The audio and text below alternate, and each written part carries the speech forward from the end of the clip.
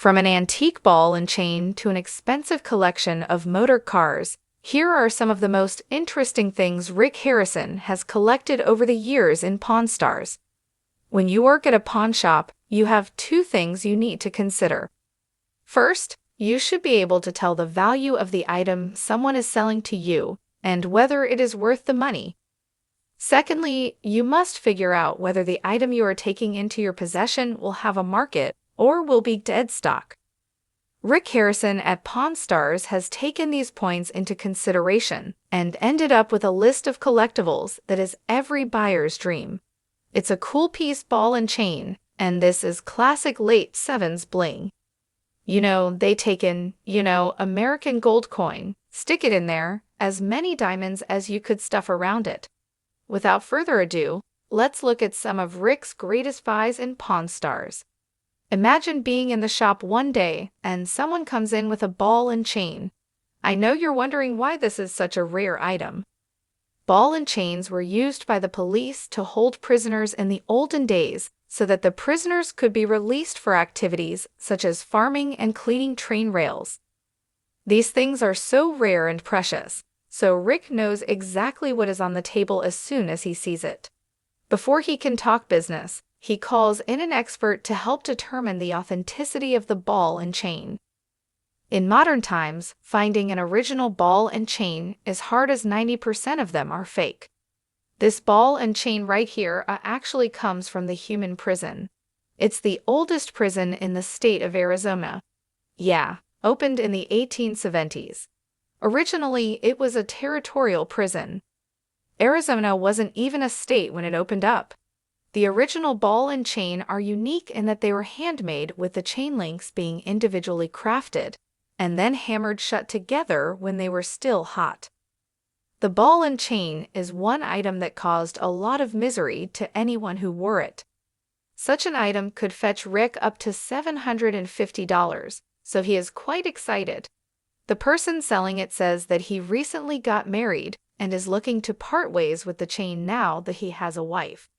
19th century strong box, Wells Fargo, they were necessary because, you were handling currency, you were handling gold, you're handling silver.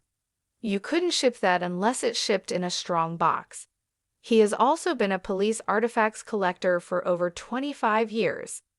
After Rick's expert confirms that Rick could get anything from $650 to $750 for the ball and chain, Rick decides to purchase it from the seller at $400.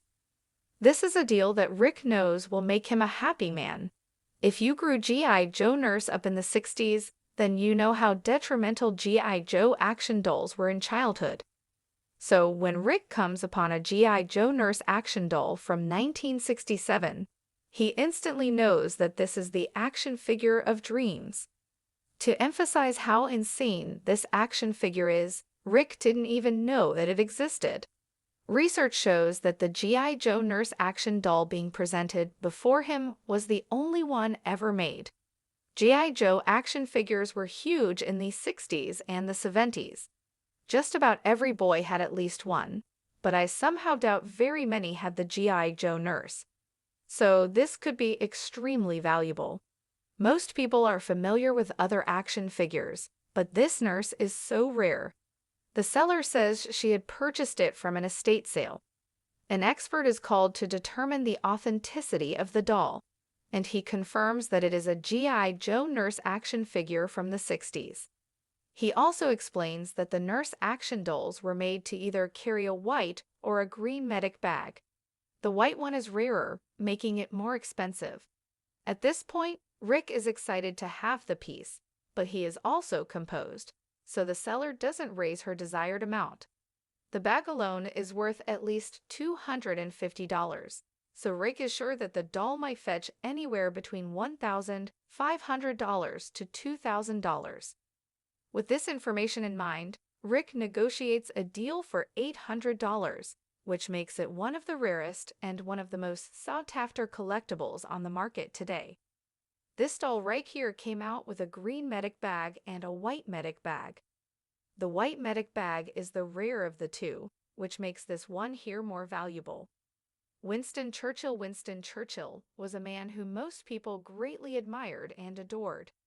To date, anything that's suspected to have belonged to Churchill collects quite a sizable amount of money. Due to this, a lot of such memorabilia have been faked. So, when a seller comes in claiming to have an original letter from Churchill, it's expected that Rick is somewhat cautious. He calls in an expert to examine the paper and the signature so he can confirm that he has the legit thing. The letter seems to have been written by a typewriter and has a lot of history. Unfortunately, they're being turned down. The O watermark in the paper is a high-quality British paper. It appears to be on Winston Churchill's personal stationery. The expert confirms that the spacing of the letters confirms that a typewriter had been used to write the letter. Further examination is done, and it is confirmed that the letter is an original piece written by Winston Churchill in 1950. Even the signature is revealed to have been done with Winston's pen, not an automatic modern one.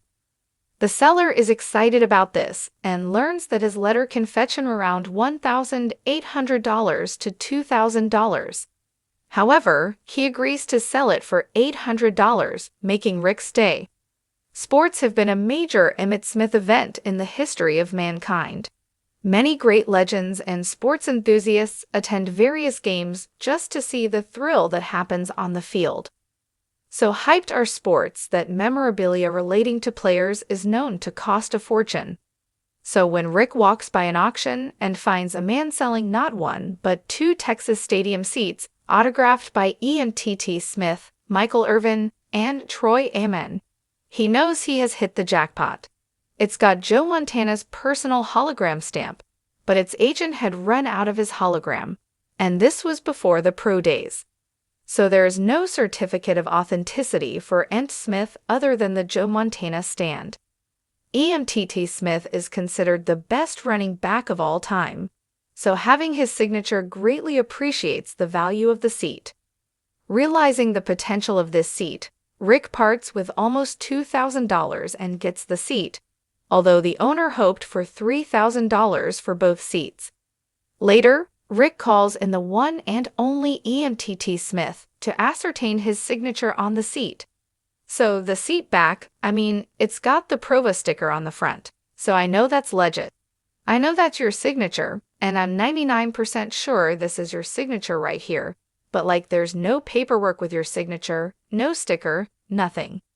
Luckily, the signature is authentic, and Rick is happy with his purchase. If you are enjoying this content, be sure to leave a thumbs up down below.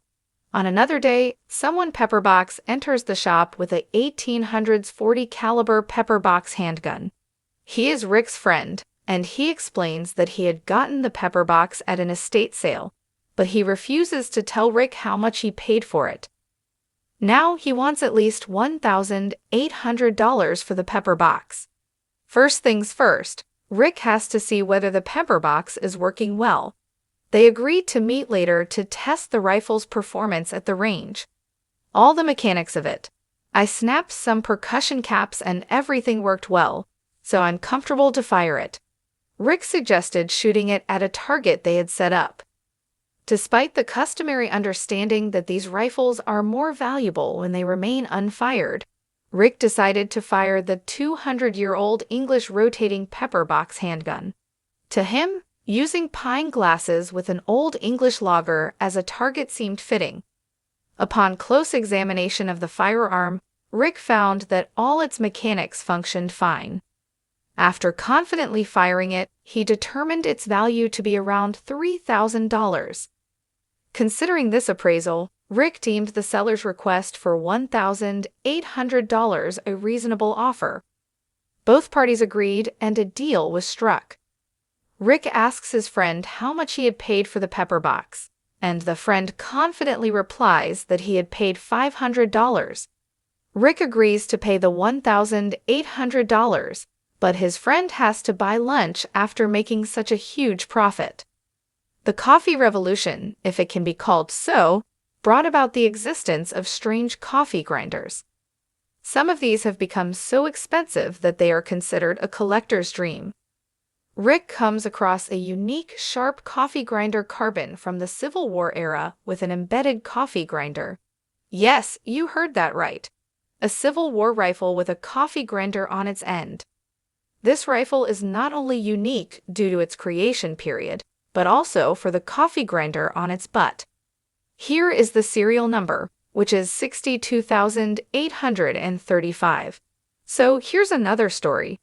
The commander of the Springfield Arsenal in the 1920s goes to one of his employees who works there, and they want to recreate a Civil War carving with a mill in it. The idea of the coffee grinder was to provide the user with effectiveness when it came to grinding other cereals such as corn and wheat. Rick has heard about these guns, but knows that only one of them exists, and it is in a museum. So seeing someone present this gun for sale makes him excited at the prospect of rewriting history, but he needs to ensure that he is dealing with something legit. Rick calls in an expert who determines that the weapon is legit and could be worth over